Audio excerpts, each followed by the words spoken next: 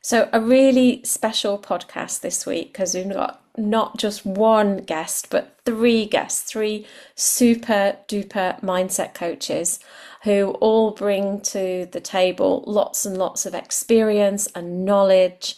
They're also riding coaches as well in their own right. So I hope we have such a great discussion about riding, equestrianism, and mindset. So I'm going to get them to introduce themselves first of all. So, Sam, do you want to tell us a little bit about yourself? Well, good morning, Tracy. It's lovely to be invited onto your podcast. So thank you firstly for that. So yes, I am based in Somerset and predominantly I'm a dressage coach and have sort of come into the mindset work, do my NLP with you, which was fascinating, and then my Master Prac as well, which I really enjoyed. So yeah, I would say I'm a horse-centered coach, and I like to think about how the rider approaches their horses, from their mindset, the stories that they're building around their horses and their relationships. So yeah, I think anybody who trains with me, we go on quite a deep dive into self-awareness and what that brings to the relationship with the horse. Um, so yeah, I've had lots of different experiences. I've ridden to quite a high level myself. I've trained to quite a high level. I've got a daughter who rode to quite a high level. And I also work with parents as well. So I sort of my strap line for my business is think well, ride well, perform well. And I think it's a cyclical sort of thing that keeps turning. So yeah, that's me. A multi-pronged attack on Yeah, I think equestrianism. I think it's sort of just kind of organically grown that way. So it's been a lot of learning and I think I'm still learning. So yeah. Definitely, definitely, aren't we all? Sarah, do you want to tell us a bit about yourself? Yep. So I'm Sarah Gowling. I am based in Northamptonshire. Um, my husband runs an arable and beef farm, so sometimes I'm on the farm, and then majority of the time I'm coaching. Been very lucky to be established at Brampton Stables for about 25 years of my career, where I trained and then was then lucky enough to work with the GB team for 7 years. So I've had a good amount of experience with the international groom circuit as well. So currently I am a BHS qualified coach, accredited Centre 10 coach. I've also been working with you, Tracy, for the last 2 years and loved every minute of it with our gang that we've got here today. So I did the NLP practitioner course with you, and then I'm just coming towards the end of my master prac and timeline and hypnosis, which has been fascinating.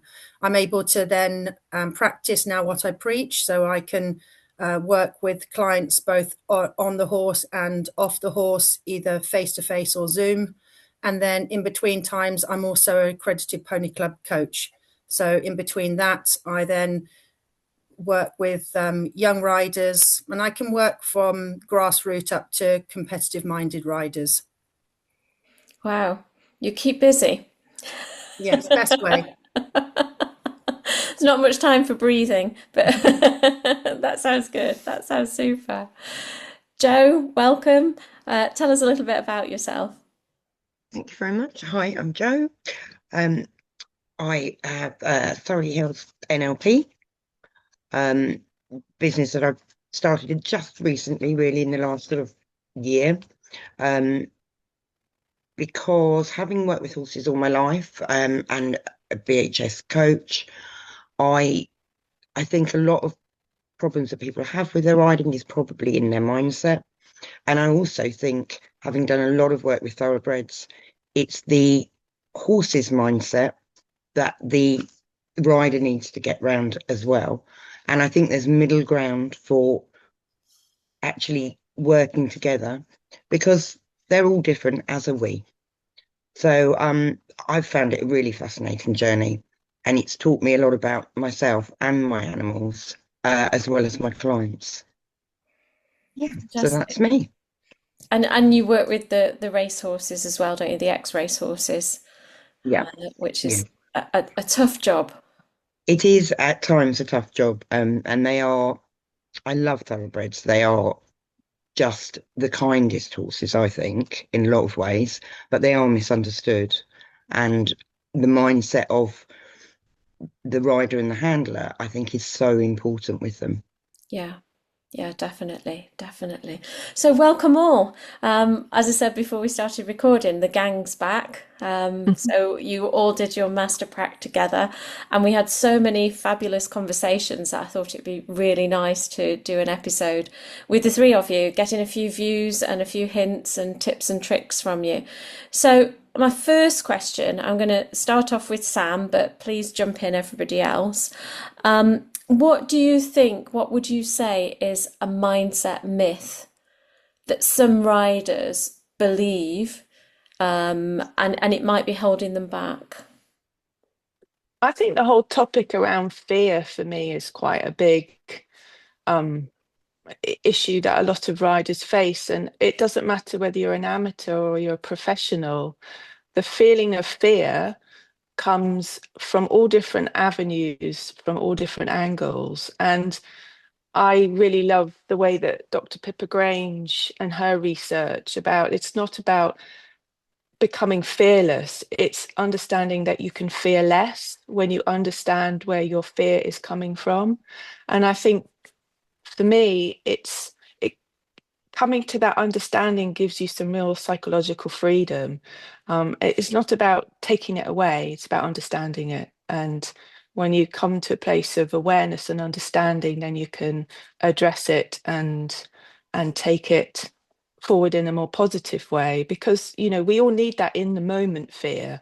That survival in us, it stops us running out into the road in front of a car. It's an Mm, important it's an important strategy that we have in our biology, and it mustn't we mustn't try and eradicate it. That's not the fear that we need to eradicate. So yeah, I look at the fear of not being enough, and you know a lot of riders, it doesn't matter whether you're professional or you're amateur, you have that, what if I look incompetent? What if I let people down? What if I'm not good enough? How are they judging me? And I think that really detracts from the relationship you have with your horse, because your horse is experiencing all the things that you're telling yourself.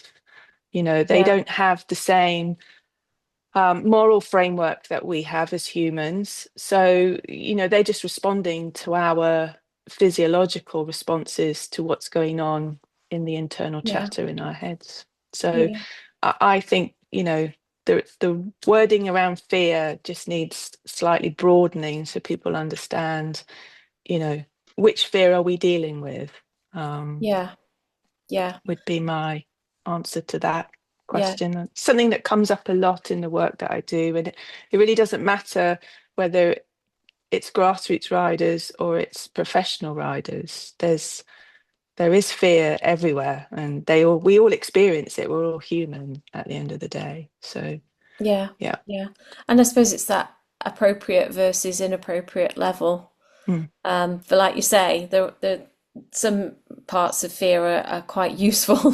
We don't want Yeah. to be walking into the road No. or jumping off cliffs or Yeah. and I suppose as well, Sarah or Joe, there will be people that if you could get rid of all their fear, then it could be quite challenging. They might be overhorsed, or Mm. it could be quite a disadvantage to lose all the fear. I don't know what you think about that. Yeah, I think that's very true, actually. And I do think that is sometimes a problem, that people are overhorsed and they are very fond of that horse. They become very attached to it, but sometimes it's just not right for you. The other thing I would say about fear as well is that certainly when I learned to ride, you never get off your horse. You, you ride this one way and it has to do what you want it to do. Yeah, Well, certainly with the thoroughbreds, because they can get themselves so wound up. If they're getting themselves in a panic and you get off and you lead them past something and you get back on, I don't see why people put a shame in that. Yeah. You just have to get around Mm. that situation at that time with nobody getting hurt. Mm. And then slowly that confidence builds with horse and rider. So next time you probably won't have to get off. But you haven't frightened yourself, you haven't frightened your horse, you get home safe. Mm. And I do think there's a bit of a myth about having to be brave past things or having to push a horse. But Rome wasn't built in a day. You've got time. Just take your time and build your confidence. I think that's really important. Yeah, definitely, definitely. I think when I learned to ride, definitely it was you never get off. Never, never. It doesn't matter the circumstance, you never get off. And it's so ridiculous when you actually stand back and think about it, isn't it? You know. What do you I think think about with here, Sarah? Just moving on from what Sam and Joe have said, that I think I'm not on all of the social media platforms. However, what I have noticed in the past 12 months are quite influential people starting to put out videos that they perhaps wouldn't put out 4 or 5 years ago of their struggles, and talking about the myths of you should never get off or have to keep on going and keep on plugging, and it may be at the detriment of either you or your horse. Actually seeing the people in the spotlight going through a struggle, or having a horse having a refusal, or having the horse having a bit of a mental challenge with a particular movement, and watching them slowly but surely starting to regain the confidence, like both of the ladies were saying, with the horse rider combination. I think that is playing a really positive role in trying to sort of erase some of the myths of you never give up. Because old school is thankfully slowly starting to be removed as well. There's some really good quality old school methods. Equally, there are also some methods that are very detrimental to both horse and rider, and thankfully they're becoming less and less seen. And the posts that people are putting out where they do have a struggle and you can work through it, it means that the average Joe Bloggs rider, our grassroots rider, the person that is not having sponsorship left, right and centre, that means that they can cope with their struggles too. Along with people being able to talk about their assistance with mindset coaches as well, coming up to big events. We're noticing that happening more and more in the equestrian world. It's already happening in lots of other different elite sports where you're having a coach that goes with you to support you and to give you strategies. And now we're seeing a lot of the mainly, actually, to be fair, from what I've seen, the event riders coming out and talking about their areas of expertise and the people that are in their support networks to be able to keep them to the standard they're at, both physically and also within their mindset. So I think a lot of myths have been removed from people being a little bit more honest that are in the limelight, which I think is good. Yeah. Yeah, definitely, definitely. It's becoming quite commonplace that, isn't it? That people talk about the nerves, even if it's the nerves of excitement. It's not necessarily the detrimental nerves, but people are talking about this and also talking about their mindset. How people are questioning them, I think, as well. You know, how do you build that mindset when you're about to go, I don't know, through the cross country or something? Yeah, so it is slowly, like you say, starting to change. Sorry, Sam, I interrupted you. What were you going to say? I can't remember now. I think it was something that Joe said about, you know, as riders, we want to have a conversation with our horses. We don't need to dominate them. And I think, you know, it's like any relationship, isn't it? You can't dominate a relationship with a human being. That's called coercive. Whereas we used to be able to say, oh, we must take control and we must ride through it. And actually, when you look at brilliant horse people like Warwick Schiller and Tristan Tucker, it's helping the horse understand the right choices to make and how to bring their bodies into a sense of it's okay, life is okay.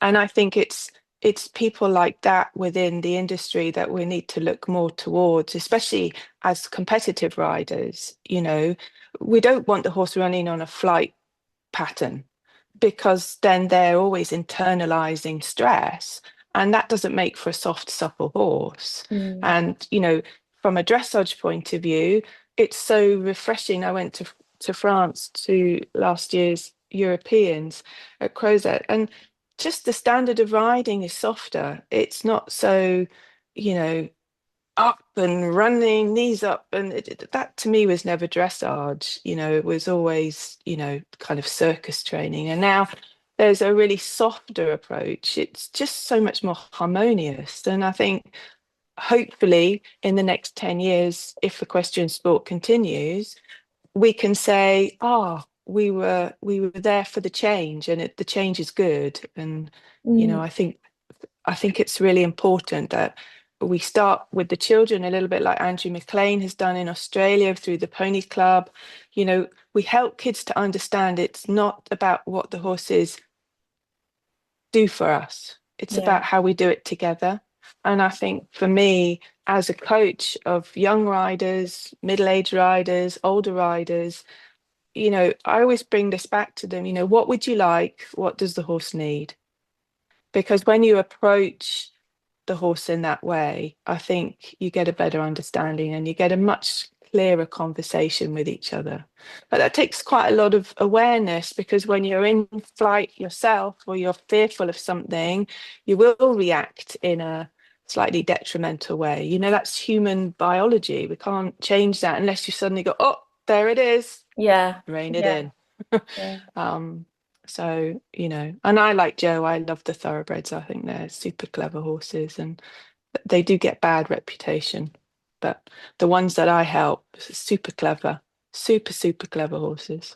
They are clever horses, and they are misunderstood. And I think one thing that I've learned is that just because they're talented doesn't mean they make good racehorses. They have to have the temperament, and some of them do love it. They do, but some of them just get quite wired from it.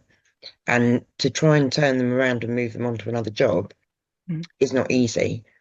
But you have to have the right mindset to be able to cope with them, because a lot of the time they just need patience, one-to-one and confidence, and they just run with a pack all the time. They're always in a herd when they're running, when they go on the gallops, what have you. So it just takes a lot of time. And I think the re-education of racehorses and people having racehorses and their mindset has improved massively in the last 5 years.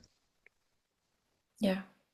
The one thing you mentioned earlier, Joe, was that some of the old-fashioned ways. And when I go back to having kids as a child, we gave them so much more time. There weren't endless competitions, so we didn't have that sort of added, temptation. But, I always remember as a child being told to take my time, to be patient with them. So I think somewhere midway through my riding experience, that's when it all became a bit more pressured and a bit more, we've got to have 7-year-olds at Grand Prix or whatever it is. It used to be a badge of honor, how quickly and how young could you get a horse to Grand Prix? And, actually I'd rather ride my horses at Grand Prix at 15, 16 than that would be the end of their career. So, I think we do have to take a long, hard look at that, and maybe we can mold some of the good bits of old-fashioned equestrianism with this new, more researched, horse-centered approach. I think, if we could do that, it would be wonderful, wouldn't it? But I guess we've all got our own responsibility, and we all need to do the best we do when we're coaching for the horse in front of us. Absolutely. With that as well, Sam, is there's something that triggered off from what both you and Joe were saying, is that a lot of the time when I'm coaching riders, the number one thing I ask them to do is to give the horse time.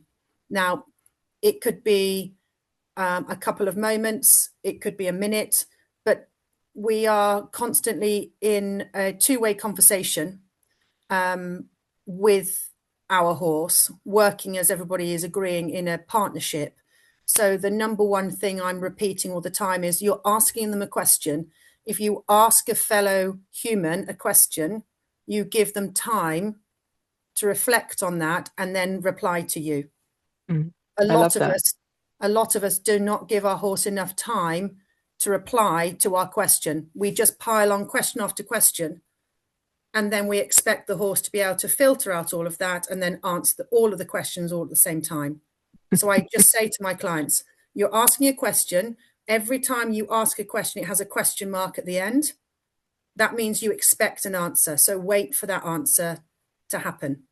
And it just seems to resonate with a lot of my clients that then I'm not humanizing the horse, but it's just giving the rider their own permission to slow down, think through, and allow the horse to work alongside them and with them. No, I love that. Yeah, I like that too. And were you going to say something there, Joe? Yeah, I was just going to say the whole humanizing thing, I think, is actually something quite interesting as well, because I think at times people get frustrated with their horses because they humanize them. And I think you've got to find that middle ground where they, as Sam said, their moral thinking is not the same as ours, and we have to treat them as the animals that they are. And they can only answer questions in certain ways. And I think that's a really good point about humanizing them. I think it is a mistake that people make. I don't think they are naughty, and they don't pre-plan any sort of behaviour. It's just... You mean, Joe, they don't go to bed and read the Book of Resistance? No, they don't. Apparently not.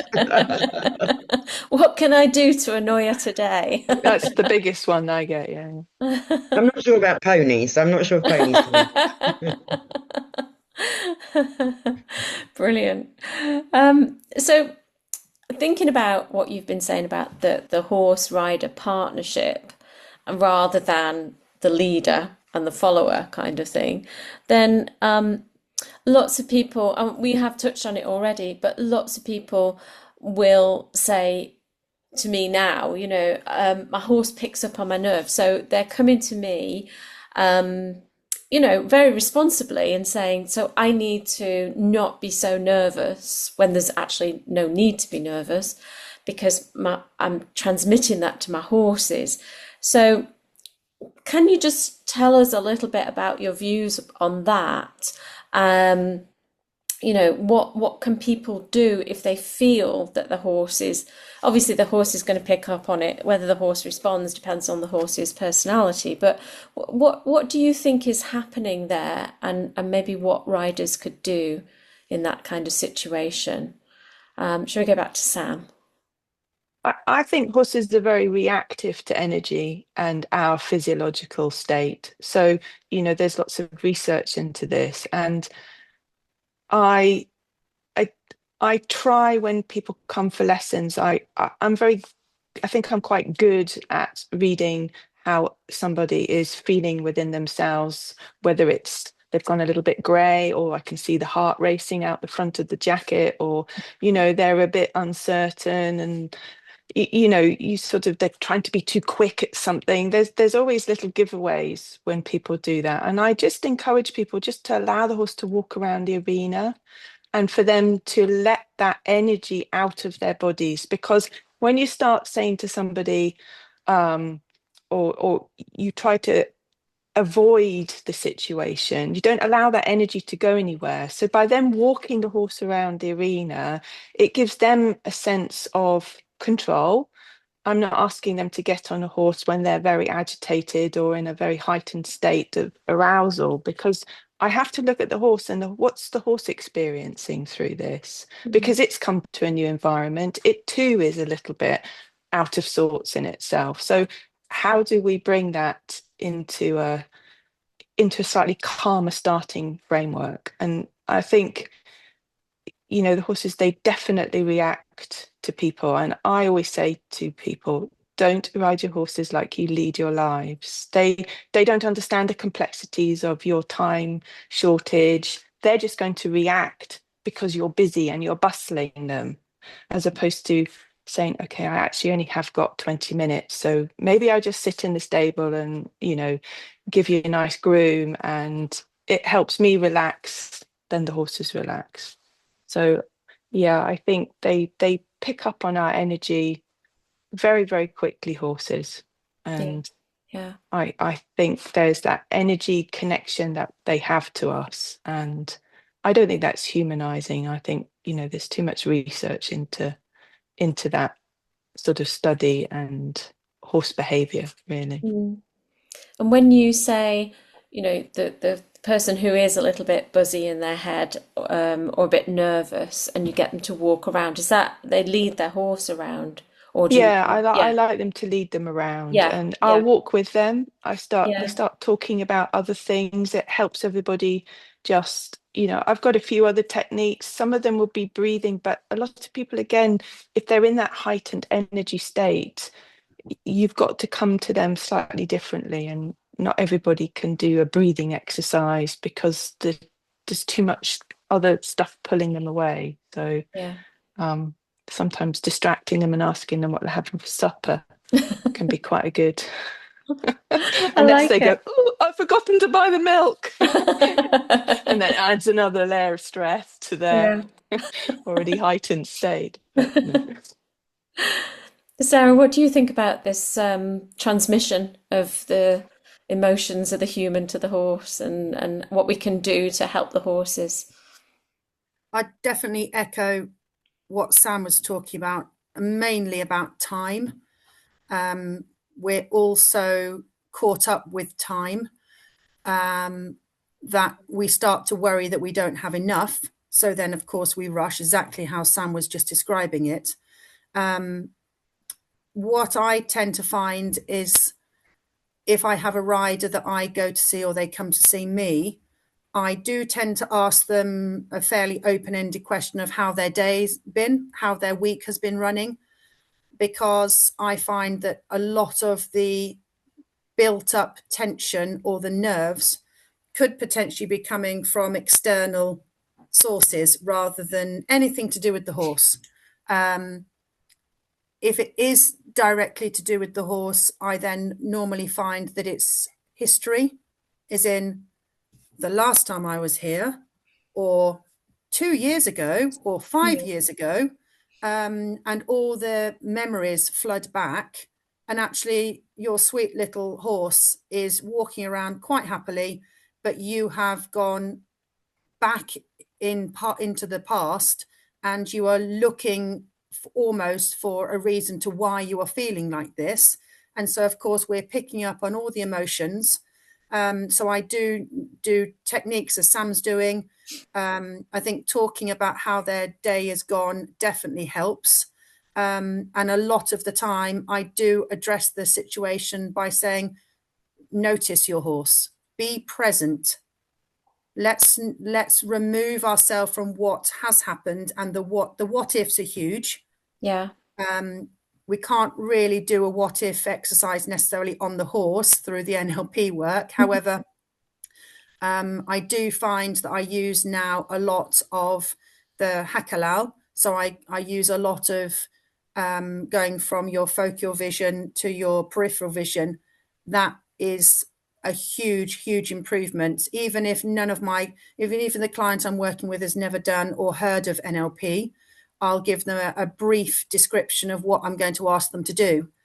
It's so new that even if they are in a slightly heightened level of anxiety or stress, they can still easily raise their vision above their normal eye line. And I then just make them aware that actually positive feedback is coming through rather than negative. I think we have this feeling of excitement, nerves. We have this feeling in our tummy. It can be anywhere in our bodies, can't it? But whatever that feeling is of cartwheels or butterflies, dependent on the situation we're in, we then make a decision on how we should feel. So rather than going, actually, these butterflies are exactly the same as when I'm excited or apprehensive, and exactly the same as if I'm a little bit nervous. But all I've done is I've then just stuck a label on what I think I should be feeling right now, and encouraging people to be a little bit more informed of how their bodies are feeling and how we can use our vision and our thought process to diffuse this will then, of course, then help the horse. And equally, like we all know, a lot of the time, the horse will just carry on being their normal sweet horse. And then the rider will realize that actually, yeah, unfortunately, it was in my mindset. But again, that's what we're here for, isn't it? To be able to, like Sam was saying, and Joe, we need to read the situation that we're in, both horse and rider. But that's what our job is, and that's why we love doing what we're doing, because it's harder than people realize. And that's why I got into working with Centre 10 and working with you, Tracy, because I wanted to understand the mind, the unconscious mind mainly, but also I wanted to be able to give an informed information to my clients of when they're struggling, because we always need a little bit of guidance, don't we? Yeah. I think, Sarah, from what the one thing that I took away from our NLP training was creating rapport with people and understanding how they learn. So whether they're auditory, visual, kinesthetic, what sense do they pick up the biggest amount of learning in? Because I can't say to a client, can you feel it, if they're not a kinesthetic learner? Absolutely. I have to say, did you hear the horse breathing differently? Did you see anything different? Were you able to look above your eye line a little bit? And I think, understanding the person that's in front of you and helping them on their level, how they can take that learning, I think is like you say, one of the greatest things that I learned from the NLP. And, I know we touched about a little bit on Centre 10, but, just understanding how people learn and in which sense do they pick up the most amount of information, I think helps their relationship with their horses hugely, because they're not trying to always feel it, and I think that can be a bit of a barrier to some people if they're not a very kinesthetic learner. So yeah, I think I agree with everything that you've said, and it's just understanding the client in front of you, isn't it? And yes, and how best to help them and the horse. Yeah, and just for you asking the question, as simple as, how do you learn the best? How would you like, how is this relationship going to go forward? And having the knowledge that we've all got now gives us permission to ask that question, but we can then go so much deeper. We don't have to tell our riders what we're doing, but it means that we've got a better overall view of how the rider is perceiving what we're asking of them. Definitely. Yeah. Joe, what would you say, thinking about riders and their horses and this partnership, especially because you work with so many reactive horses, highly strung horses, some riders say to me that they would be calm if they had a nice calm horse. They had a horse who'd seen it all, been there, done it, and but they've gone ahead and bought a horse that is highly reactive, highly sensitive, and because they see or they feel the horse is nervous, then that makes them nervous. Is there anything that they can be thinking differently, reframing, or any little technique that they could be thinking of? I do think one of the big things is the time, and spending time with your horse on the ground. That really helps with the thoroughbreds. And I actually personally, Sarah just mentioned Hakalau, it helped me enormously with the thoroughbreds, because you do have that moment where you broaden your focus and your body just relaxes, almost involuntary. and I can feel the horse just relax underneath me. And I now use that quite a lot in my training, and I found it massively helpful. I think it's probably the thing for a quick sort of minute thing that you can do. It's probably one of the strongest things that techniques that's actually helped riders, because it helps the horses so much directly, I think. But I think the reframe, you've got to just get in the mind of the reactive horse a little bit and take your time, look into varying different things. I must say, I think a lot of people overfeed their horses as well.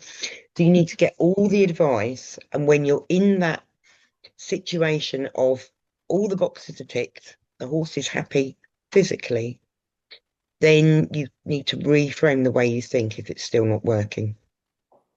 And just go back and look at where things go wrong, look at what's upset the horse, and just give yourself time and the horse time. And then they need to contact you, Jo, Yeah. for some more training. Absolutely. Everyone does Zoom calls now, so I'm sure you could do a Zoom lesson as well. I will just say, you've mentioned Hakalau and the peripheral vision technique. I've got an episode on the podcast, so I'll put that into the description box so people can be reminded of it and use it while it's, it's working so well for different riders. So I suppose to kind of round off, I'm going to ask you a question about a particular rider that you have worked with, maybe a heartwarming story, a turnaround story, a breakthrough story, of someone who has just done a complete 180, either in their mindset or in their riding, just so we can get a flavour of the type of clients and the work that you do. So I'll start with Sam again. I have quite a few clients over the last 6 months that have done a real turnaround in their self-belief. And I think I do a lot of work with young riders. So I always like them to, in their world, it's all about Instagram and Amazon, an instant gratification where it's all just presented in a pristine way. Yeah. And I think when I say to young riders, tell me who your riding idol is, go and research them and go and tell me, or come back and tell me all the ups and downs they've had in their career. Because let me tell you, equestrianism, getting and being successful isn't linear. There's a lot of up and down in there. And I think when they start to research how these top riders have made it to their place, I mean, some of them have a lot of funding behind them, but there are also a lot of riders that don't. And it's those riders I try and encourage them to go and research and look at. And I think, when you understand the journey and what you would like out of your journey, then I think your mindset is then more open to change and the possibility actually you can do whatever you set yourself the target to, providing you're prepared to put the work in. And that doesn't mean just the physical work, that means the mental work as well. And, I think a lot of amateurs don't realise that they too can do all the mental work that the professional riders do, because they're, like I said right at the beginning, they all have the same issues. We all have the same issues. Doesn't matter what level we ride at or compete at or train at or hack at, we all have the same, fears and worries. So, I think one of the kids that I help the most at the moment, she came to me.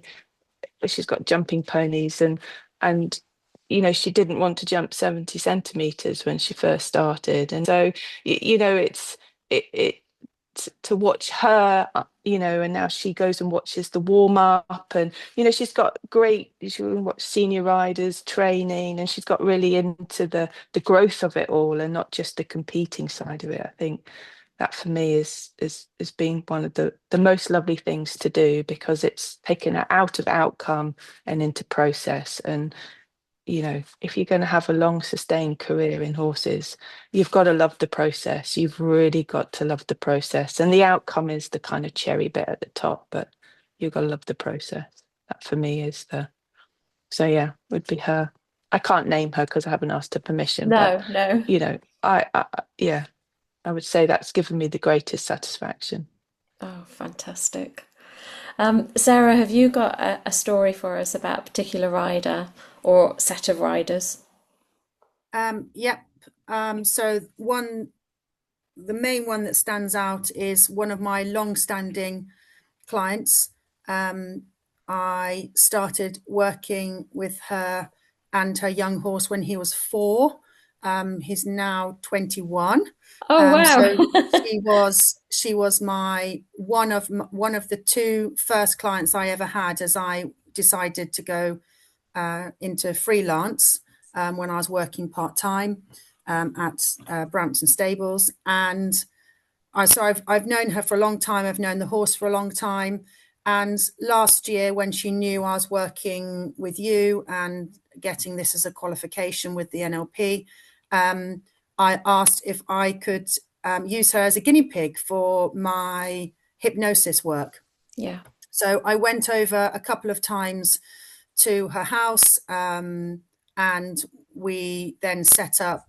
I set up a script for her hypnosis, and we basically focused on her hacking. She has always been hacking and has reasonably enjoyed it, but not really loved the hacking, particular area where, again, in the past, history comes back and bites you on the bottom, and a dog jumped out and scared her horse.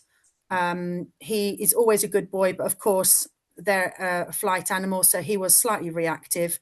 So that was always sort of a little bit of a demon sitting on her shoulder every time she walked out the yard. So we worked within the hypnosis with that, and just absolutely delighted that she's now hacking out. She's going back out either on her own or with groups of riders at her yard. She's also really loving going out to some sponsored rides, some charity events as well. And yeah, it's just lovely to see the smile on her face. And she sent me a picture not so long ago that actually I put on my social media page. And it's just, I mean, it's a beautiful picture, but it's just her face. Yeah. She's just smiling, and that's what did it for me. And I was just really delighted that I could help her. So that was brilliant. Oh, that's really nice, because it doesn't have to be that someone is working at an elite level, does it? It's No. just that turnaround, and the enjoyment comes back, which is kind of why we do it, hopefully. It's got to be fun. Yeah, well, you hope so. Joe, have you got anyone that you've turned around? Mine's slightly different actually, but it's a very important to me. So years ago I stopped teaching my daughter because I know nothing, as Yeah. is quite common. And long story short, I had a weanling 11 years ago come to me from the sales that was going to be a racehorse, and he stayed with me, went off into training, came back on all his holidays, and never actually raced because the last couple of times he came back from training, he was so thin. It just didn't suit him. All the horses came back looking wonderful, but he didn't. It was just it didn't work in his brain at all. And he was going to go to Ascot Sales. COVID hit, they were cancelled. We ended up buying him for not a lot of money. My daughter actually bought him. And it's been a huge battle with him. And I have been there every step of the way with her. And we sort of turned him around, but he's still pretty neurotic. He's quite an extreme case of being a neurotic horse. And he can be quite naughty with his teeth and his back legs. And then this summer he got a weepy eye, and I kind of just put a bit of fly cream in him. And then he got a really, really sore eye. ended up having to go to the vets. You can't even get an injection in him. He's horrendous with vets, and he ended up having to go to the vets. And after a week, they said, I think the only way is to take the eye out. And my daughter was in Italy on holiday, and I spoke to her. She said, "You make the decision," which I did. I ummed and ahed because I really didn't know if it was fair on a horse that was that neurotic to take his eye out. And I did. And she was absolutely devastated because she adored him. Thought she's never going to ride him again. And the last 4 months I've worked with the pair of them, and he's just started doing some pole work again. She's back riding him. And that was building the mindset really slowly. Just saying, we've still got him. Maybe he's going to live in the field, but we've still got him. And then just try sitting on him. And then I've got a very kind horse that he's went out hacking with. So that horse was his left eye. And they are now going great guns. And I think because of the trust, they're working together a bit more. And his flat work is better than ever.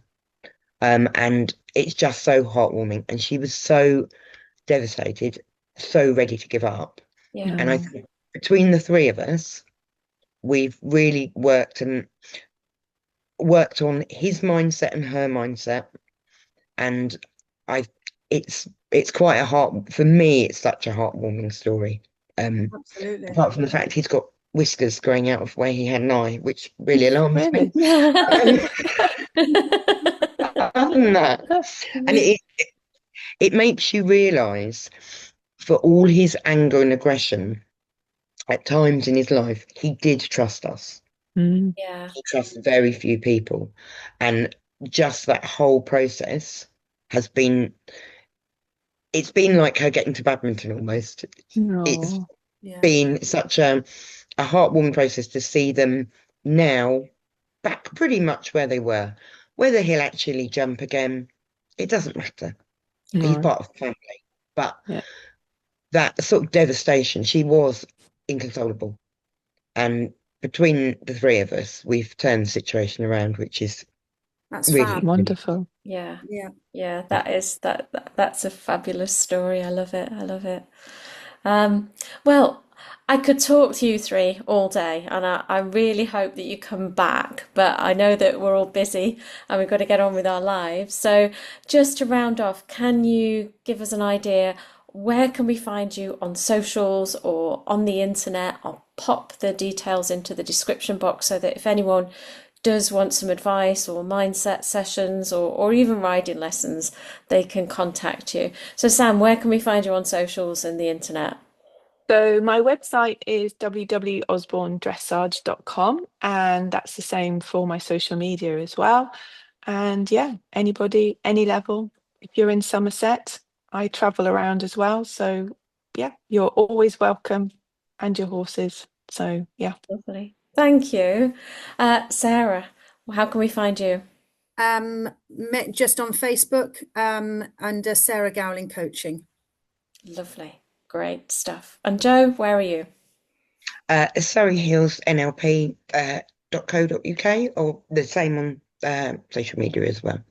Lovely. Well, I hope people do contact you all, because you are brilliant as coaches, both mindset and the physicality of riding. Thank you so much for your time today. That has been wonderful. Thank you. It's lovely getting back together again. It really is.